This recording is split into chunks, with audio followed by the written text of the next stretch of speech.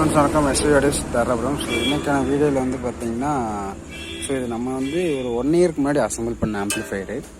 So அதை நீங்கள் இப்போ பார்த்துட்ருக்கீங்க. ஸோ இது வந்து ப்ராப்ளம்லாம் ஒன்றும் இல்லை.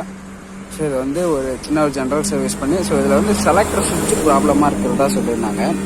ஸோ அந்த செலக்டர் சுவிட்சை வந்து நம்ம வந்து செக் பண்ணிவிட்டு இந்த சுவிட்சை சேஞ்ச் பண்ணணும். மற்ற கண்ட்ரோல்ஸ் எல்லாமே செக் பண்ணி பார்க்க சொல்லியிருக்காங்க. ஸோ மற்றபடி ஆம்ப்ளிஃபையர் வந்து ஒன்றும் பிரச்சனை இல்லை அப்படிங்கிற மாதிரி சொல்லியிருக்காங்க. ஸோ பாருங்கள், ஸோ 1 வருஷத்துக்கு முன்னாடி பண்ண ஆம்பும் இப்போ பண்ண ஆம்பும் பார்த்தீங்கன்னாலும் ஒரே மாதிரி தான் இருக்குது. ஸோ இதே மாதிரி தான் நம்ம டிசைன் பண்ணியிருக்கோம். ஸோ அப்போ என்னென்னா ஒயரிங்லாம் கொஞ்சம் ஒயரிங் வந்து கொஞ்சம் கஷ்டமாக இருந்துச்சு. ஸோ இப்போ நம்ம பண்ணுறது எல்லாமே ஒயரிங் கொஞ்சம் பார்த்து பண்ணுறோம். ஸோ சேம் ட்ரான்ஸ்ஃபார்மர் தான், 5 amps ட்ரான்ஸ்ஃபார்மர் யூஸ் பண்ணியிருக்கோம். ஸோ இப்போ வரைக்கும் எந்த கம்ப்ளைண்ட்டும் இல்லை, நல்லாயிருக்கு.